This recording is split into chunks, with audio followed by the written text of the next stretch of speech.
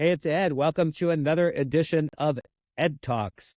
And today we're going to talk about leadership. And I don't know of a better person to be with me to talk about this topic than my friend Vipin Gudwani.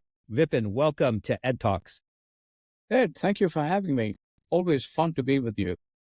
Yeah, likewise. So we've known each other for a while, and you were my preceptor or mentor when I came into Tech Mahindra. So here I was always a provider side executive, going now to the supplier side, really a whole new world. And so you took me under your wing and you took me around. We actually traveled around to a lot of the different cool places Tech Mahindra has and some of the subsidiaries. So there was like Dallas to go to, which was local for me, but we went to like a lab that they had, like innovation lab. And then we went down to Florida to go to Pininfarina, kind of the big time design firm.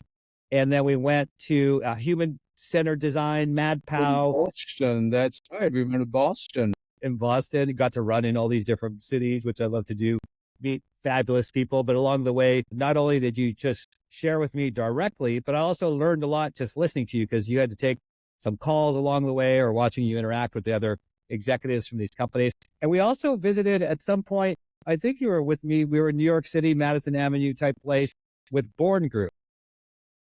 That's right. And I think these are some of the newer edge, I'm not going to say products, but platforms, right? Usability, user experience, design. Because if you roll back, I think about 5, 7 years, there wasn't much conversation around this, certainly not in healthcare, was it? Yeah. So, Vipin, before we jump in, tell us a little bit about yourself. Like, are you from the United States? Where are you from? And sort of how you grew up and became the executive that you are. Yeah, no. Obviously the name should give it away. Vipin Gudwani. I grew up in New Delhi, India. And then when in 92, I left India and went to the Middle East for some time and then came to the States in 96. So I've been in the New York area since 96. This is what home is because I've lived for most of my life here. And when people say, where are you from? I'm like, Jersey, right? Because this is where, my boys were born. This is where home is. And I've become the typical American who, lives in the same suburbs for the longest time. We've lived in the same home for about 20 plus years and thought about moving many, many times, but said, hey, why do it? And when the kids come back home, I mean, we're empty nesters now, but kids come back home, they want to be with their friends, the same neighborhood. And it's not even funny, but it's sort of like the comfort they have when they get back to their rooms, right? So, yeah, so that's me. I've always been in, client servicing clients, working in leadership roles. I've got 2 boys. My wife, she doesn't work right now. She's taken time off, but she's a preschool teacher. Outside of work, my weekends are pretty busy too. I volunteer at the local rescue squad, so I'm a certified EMT. And being in healthcare, nothing like actually, using products or, serving patients firsthand. So, hey, that's me. Yeah, I was always super impressed by that, right? Because you know what it's like. You're a caregiver, you're an emergency responder, first Yeah. responder. And so in addition to your day job, and so it's just cool because it means, you're really active in your community, you care about your community. And also at the same time, you want to know what the experience is like on the other side. So super well rounded. And you're a cyclist now. Can't forget that.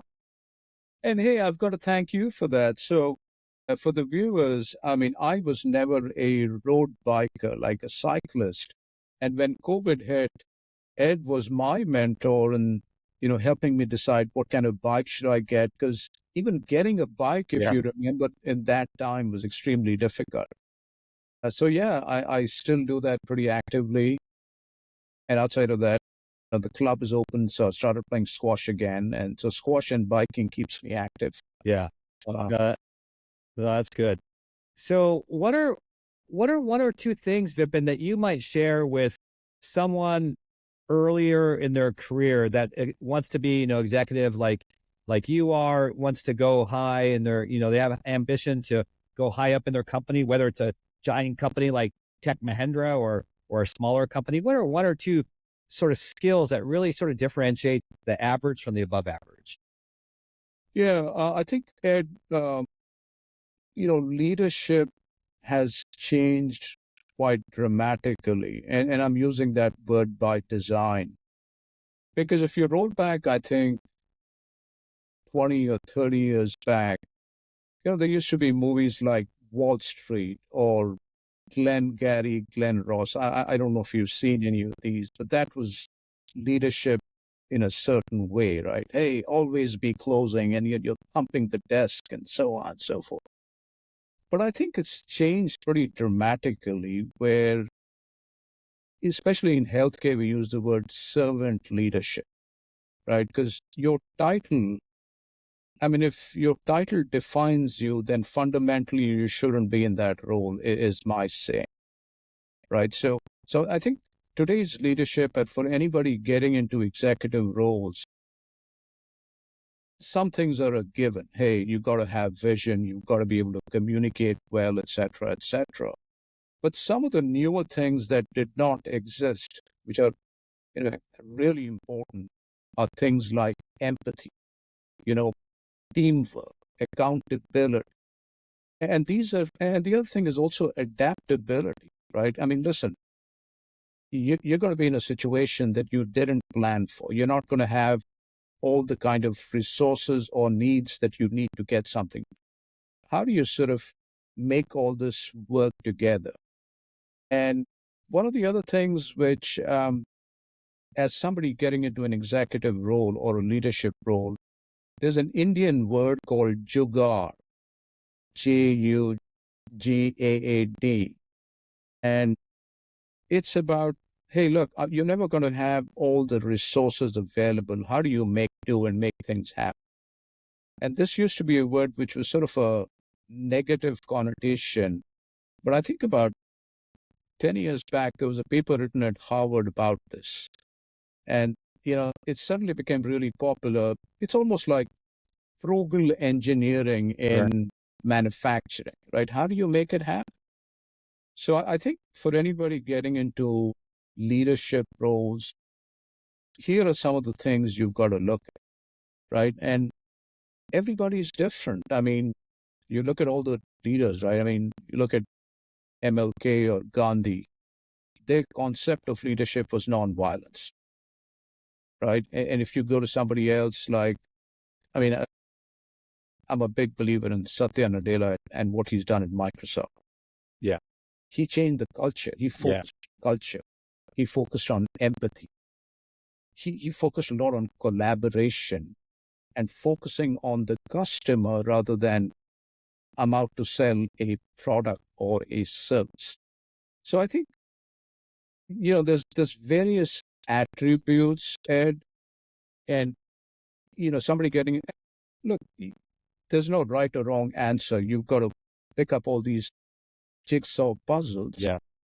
and, solve it to the best of your abilities. Yeah. Yeah. Those are really good nuggets of wisdom for not just up and coming leaders, but existing leaders. Sometimes we get lost, right? We do. We certainly do. Because, hey, I'm neck deep into something. For example, if I start yelling, well, I've just lost the 6 other things that I was supposed to do or Yeah. get, right? Right. So, yeah, absolutely. Yeah. And I like the focus about the title should not define you. Oftentimes I think we get wrapped up, especially maybe early in our career, right? I want to become a director. I want to become a vice president. I want to become, and then you want to sort of lord it around. But if you're wise and you have good mentors, you realize that the title just means the more that you have to serve other people. And, you know, it's not about the title, but about who you are and how you operate. So, Yeah, it really is. now, And go ahead, please. yeah. So Vipin, you mentioned something, which is also, I think, one of the hallmarks of you as I studied you and learned from you in terms of your leadership. And that is sort of this customer centric passion, this focus on the customer, because some people they're looking for a big sale and they'll just pursue this big sale, and they'll become all about the sale. But you've taken a different approach. Can you talk a little bit about that customer centricity? Sure. It goes back to the old saying, right? People work with people. And if your relationship is transactional, well, then you don't have a relationship to begin with. Yeah. And you've got to earn that trust before you can really get something going. Right? I mean, that's really how I've always done stuff, saying, A, I am available to serve you first and be your spokesman in my organization. Correct? See, that's a big difference, because if you're trying to sell what you have, I mean, listen, and Ed, you've been on the other side. The nature of the relationship is known by both people in the transaction. It's how you approach it. And are you really listening? Because 9 times out of 10, we don't really listen. You're it's coming in and you're just focused on what you have to say or do. And that's always a challenge. So I think, client servicing is all about listening, building the relationship. And I'm not saying you don't have to do business. I mean, look, it's going to happen. But are you responsive? Do you understand what the need of the client is? And very often, clients are also part of larger organizations. They may not understand what the vision is of the CEO or the executives. Just think about it. If I came to you in your previous roles and said, Ed, hey, here are some of the things your CFO is talking about. Ed, I think if you took A, B, and C and built something around it, your CFO would be really happy. Now, as a technologist, I've just given you something that can help your cause be much better. Yes. Yeah. Right? So that's something I've always done. And business will follow. If that's what you have to do, business will follow. But don't lead with that. Have a positive attitude. And when things don't go your way, don't forget the person you're interfacing with. Give them a call the next day and say, hey, look, I appreciate you giving me the opportunity. And you've given the contract to somebody that obviously was better than I was. I'd love to learn. 9 times out of people don't make that call. Yeah. Why do it? Yeah. No, good stuff, Vipin. And I remember observing, right? Because again, this was my first time not being on the provider side and seeing sort of how big businesses worked. And you had that attitude that you're talking about, this relationship centric, this customer centric. You weren't focused, although we all know that, ideally we want to sell our product and service because we believe in it and it's going to be helpful to the client. So it's not like you ignored it, but it's like that wasn't the main focus. It was exactly what you were just sharing. And so I was watching, right? I was observing. And then sure enough, a lot of the success and a lot of the meaningful success all came down to your area. And so I saw it in action, right? Not just a theory, but I saw it working. And it was a great benefit to the client ultimately. So that's the best part of it all.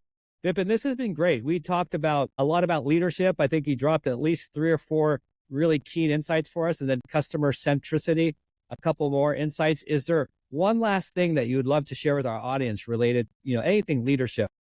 We're all ears. I think to me, the most important thing is be your authentic self. I mean, everybody's style of leadership is different. Don't go by something that has worked for, I talked about MLK or Gandhi or Satya Nadella. Everybody's way of working is different. Pick from all of them and then say, hey, what does Ed stand for or what does Vipin stand for? Put together the jigsaw puzzle and then make it your own. Yeah. Love it. Vipin, thank you so much. It's always great to connect with you. I love it when we connect in person. When you've been through Dallas, we've gotten together a few times, and I'm going to do the same in New York City. So thank you so much again for being part of EDTalks. Thank you, Ed. Thank you for having me. Hey, that wraps up another edition of Ed Talks. We know you've got a lot of different resources you can go to. Thanks for spending some time with us.